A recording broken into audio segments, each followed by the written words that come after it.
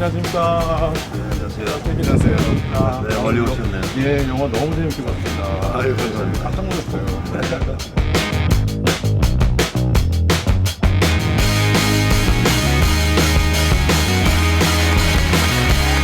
C'est encore un stage, encore de l'émotion.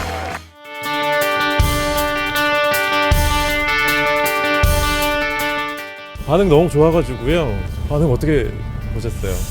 먼저 일단 해외 기자분들도 재밌게 보셔서 일단 야 그래도 저희가 걱정했었던 부분들을 잘 봐주셨구나 하는 그런 생각이고요.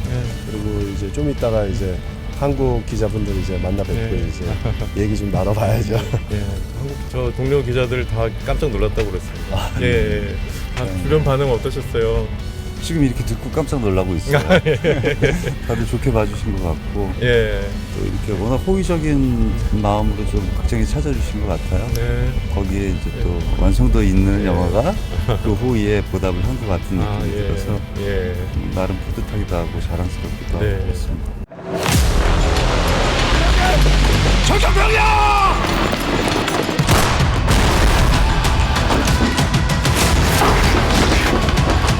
용의자를 사살하면 어떡해? 저희가 이제 또 이제 같이 몸을 담고 있는 회사를 운영하고 있고 그리고 또 오랜 친구고 그리고 또 태양은 없다라는 영화를 함께 한 이후에 영화계에서나 또 저희를 관심 있게 봐주는 여러 팬 여러분들도 저희 둘이 함께하는 영화를 오랫동안 기다려 주셨잖아요. 그래서 그 기다림 마음보다도 어떻게 보면 저희가 더 강렬한 욕구가 있었거든요. 같이 빨리 하고 싶다라는. 근데 그 욕구 이면에는 또 그만큼 그 시간이 흐르면서 점점 이제 무서워지더라고요. 책임감도 커지고 함께하면 정말 잘해야 되겠구나. 그렇기 때문에 어떤 우리의 의미에 도취돼서 우리가 좋다고 막 함부로 그냥 해서는 안 되겠다라는 생각이 있어서 조금 어떻게 보면은 처음에는 이 사람이 왜 이러지 싶을 정도로 제가 굉장히 좀 옆에서 이렇게 냉정하다고 얘기해야 되나? 좀 이렇게 그런 시선으로 좀 이렇게 옆에 있으려고 했던 것 같아요. 근데 그 긴 시간 동안 또 감독님이 그렇게 열심히 노력을 하시고 그래서 아 이제는 진짜로 가야 되는 시점이 된 것 같다. 그래서 결과가 어떻게 됐든 최선의 노력을 이 작품에 함께 의기투합해서 담아봐야 되겠다. 우리가 갖는 의미를 뛰어넘는 어떤 그런 도전이었던 것 같아요. 그 이 이야기의 핵심은 제가 생각하기엔 확신이란 얼마나 위험한가라고 맞습니다. 네. 생각이 들더라고요. 정확하십니다. 그래서 감독님 그 연출의 변도 굉장히 인상 깊어가지고요. 그런 말씀 좀 시청자분들께 해주시면 좋을 것 같습니다. 사실 원작을 구매했을 때 시대 배경이 80년도였습니다. 그런데 이제 제가 이 작품을 하겠다라고 이제 마음을 먹고 다른 분들과 이제 영화 하시는 분들과 상의를 했을 때 현재로 바꿔라 는 말씀들이 굉장히 많으셨는데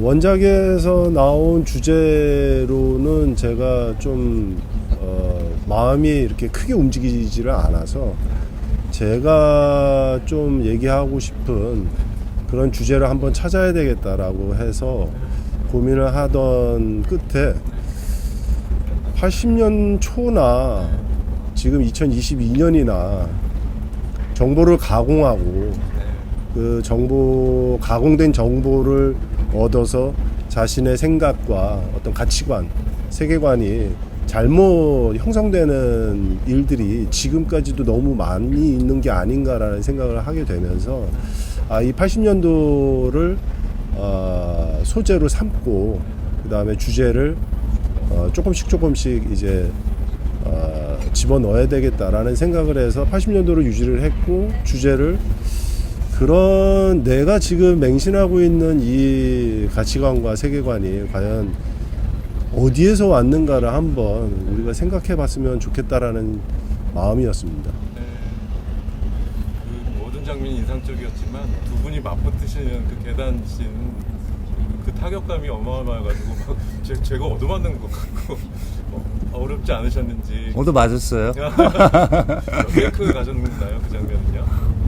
그렇게 많은 테이크는 가지 않았는데요. 네. 그 장면도 사실은 그 계단에서 여러 번 뒤엉켜서 확신들이 뒤엉키는 장면이었다 맞습니다. 이런 생각이 들더라고요. 예, 맞습니다. 네. 서로를 의심하지만은 네네. 서로가 뒤엉키면서 하나의 인물처럼 표현하고 싶었고요. 네. 그리고 또 무엇보다도 많은 분들이 서로 너무 친한 걸 너무 잘 아시기 때문에 영화상에서는 최대한 안 친하게 보이고 싶어서 그런 장면을 또 더 강렬하게 만들어야 되겠다라는 생각을 하게 됐습니다. 네. 배우님 어떤 장면이 제일 좀 어려우셨는지 아니면 좀 기억에 남는 장면 하나만 좀 꼽아주십시오. 글쎄요, 이제 뭐 영화 촬영 끝내고 이제 인터뷰할 때 그 질문을 제일 많이 받는 질문 중에 하나인데 네. 사실은 이 영화 자체에 가장 어려운 질문이 되지 않나라는 생각이 들어요.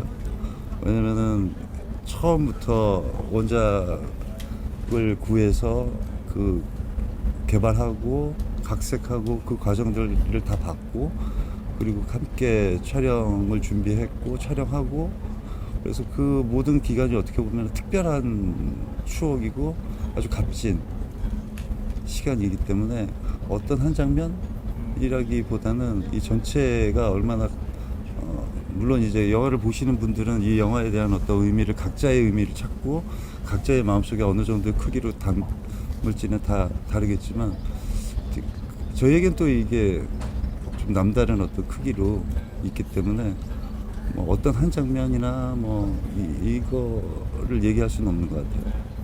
그리고 이제 뭐 감독님이 방금 얘기했듯이 정말 현장에서 둘이 제일 치열해야 된다라는 생각으로 늘 있었거든요. 그래서 아마 현장에서 이렇게 대화를 안 하면서 이렇게 각을 세우고 있었던 적도 별로 없었던 것 같아요. 물론 이제 두 번째 영화이긴 하지만 그러기도 힘들거든요. 사실 현장에서 둘이 대화 안 하고 각을 세우고 있기도. 근데 계속해서 그런 어떤 우리가 현장을 너무 즐기면은 우리끼리 재밌는 현장으로 끝날 수도 있다라는 그런 좀 조심스러운 마음 그런 것들이 늘 있었던 것 같아요. 아, 예. 두 분 감정이 느껴지는 것 같아요. 지금 말씀드리니까 감동적입니다. 아니 근데 이렇게 더군다나 데뷔작인데 이렇게 연출까지 잘해버리시면 어쩌나.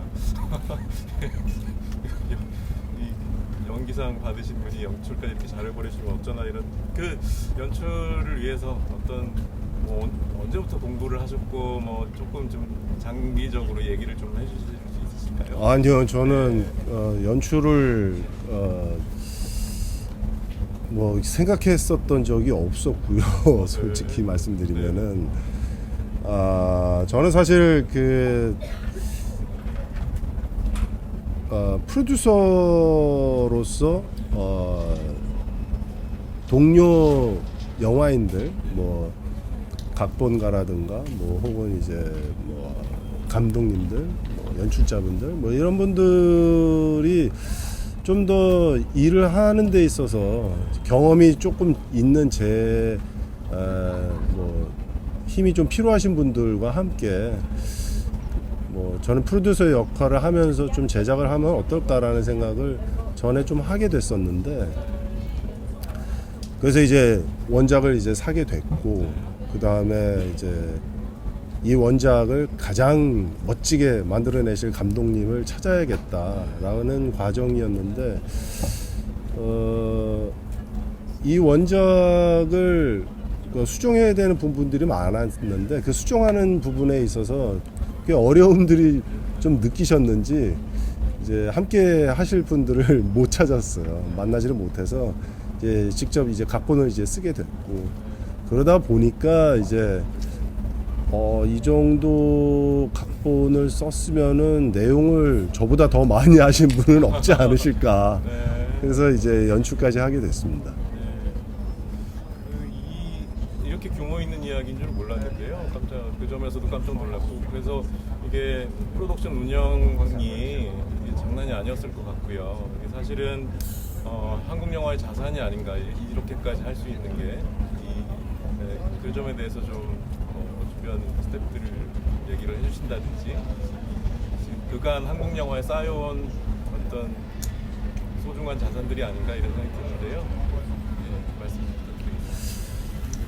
부탁드리겠습니다. 해외 촬영이 있고 네네. 액션 장면들이 많고 그리고 또 80년도 시대 배경이기 때문에 전체 제작비가 굉장히 많이 들어가는 요소들을 다 가지고 있는 작품이어서 최고의 스태프분들이 합류하지 않으시면 이렇게 가능하지 않는 프로젝트였기 때문에 처음서부터 좀 어려움이 좀 많이 있었죠. 그래서 사나이 픽처스라는 이제 아수라 영화를 하셨고 저는 이제 신세계라는 영화를 했던 사나이 픽처스하고 함께 공동 제작을 하게 됐고요. 그러면서 이제 더 훌륭한 스태프분들이 이제 참여하시게 됐고 또 더 훌륭하신 동료 배우분들이 또 참여하시게 돼서 그분들의 도움 없이는 단 한 커트도 잘 찍을 수 없는 것이 사실이었고요. 또 이렇게 여기 칸느까지 오게 돼서 또 더군다나 또 많은 분들께 또 좋은 말씀을 이렇게 듣고 있는 것 자체가 다 그분들의 덕이라고 생각하고 있습니다. 그래서 우리는 박영 영동 세력들은 반드시 한국을 탈퇴하지 않으면 존재할 이유가 없다고 하셨다. 사나이 픽처스에서 이 배우분들을 도대체 어떻게 다 모으신 건지 그냥 이를 안 굴고 다 모으신 것 같은데 진짜로 그 배우님께서 말씀 좀 부탁드릴게요. 그 어마어마한 배우들 스포일러가 안 되는 선에서 네. 어떻게 같이 이제 합류하게 되셨고 아우 귀찮았어요. 왜들 이렇게 하겠다고 오는지. 아, 이 영화의 본질을 망칠까봐 진짜 선별해서 골랐어요.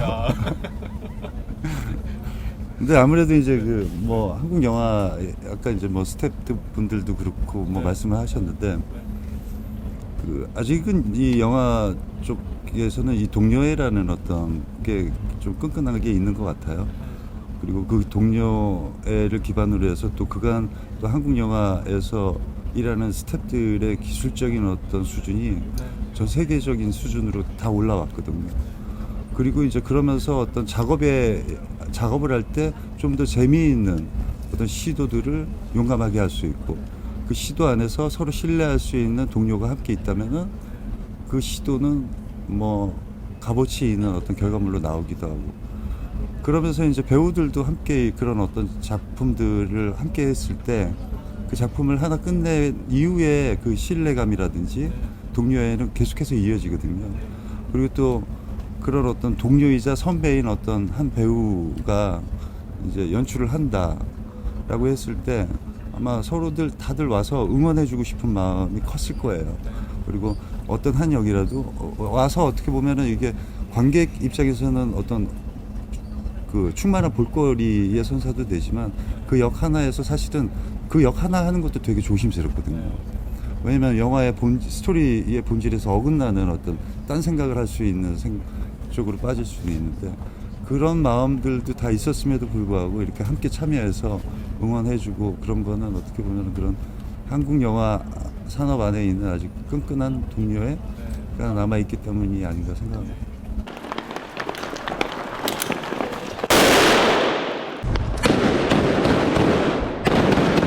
아니, 어떻게 보면 자랑이 아니라 그 무모한 거예요. 돌이켜보면은 어떻게 그렇게 무모한 시도들을 했을까.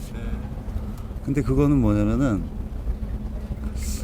우리가 작업하고 있는 이 영화가 좀 더 멋진 결과물로 한국 팬들에게 사랑을 받고 이제 첫 번째는 그거죠. 우리 한국 팬들에게 사랑을 받고자 하는 그 욕구, 열망 그런 것들이 어떻게 보면은 제가 얘기하는 그런 무모하다라는 그런 도전의식 그게 이제 열정이라고 얘기할 수도 있겠지만요. 그런 것들을 과감하게 했었고 그거를 시도할 때는 어떤 그 뒤돌아봄도 없었던 것 같아요. 잘못되면 어떡하지? 라는 그런 걱정도 없었던 것 같고요. 어떻게 보면 약간 어떤 순간에는 미쳐서 하는 거죠. 근데 그런 것들이 차곡차곡 쌓이면서 그리고 그런 것들에 대한 또 이제 기술적 노하우도 함께 성장하면서 여기까지 왔다라고 생각이 듭니다. 사실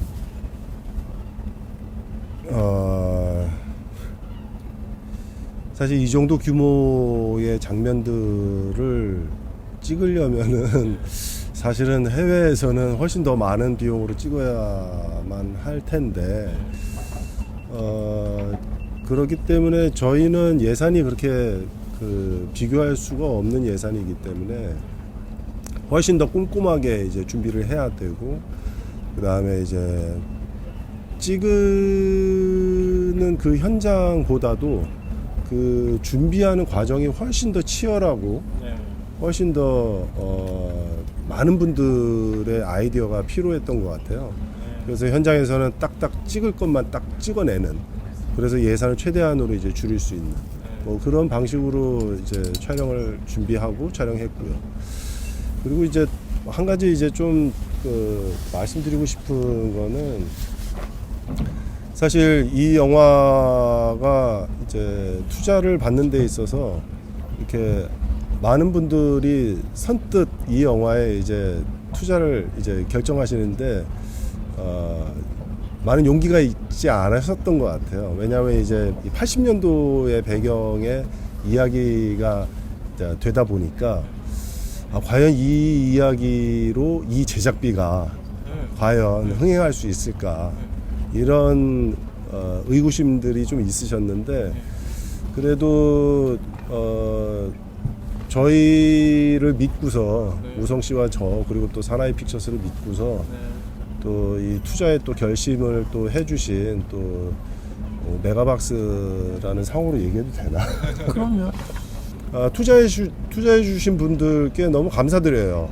예, 믿어 주셨기 때문에, 그렇기 때문에 이거는 절대로 꼭 반드시 성공해야만 한다라는 그런 생각도 꽤 컸었던 것 같아요. 그러다 보니까 작은 예산 가지고 얼마만큼 더 임팩트를 드릴 수 있을까, 임팩트 있게 찍을 수 있을까에 대해서 굉장히 치열하고 치밀하게 준비한 것 같아요. 그 오징어 게임 전과 후를 여쭤보지 않을 수가 없는데요. 이 해외에서의 어떤 반응 같은 게 전과 후 어떻게 달라지셨는지.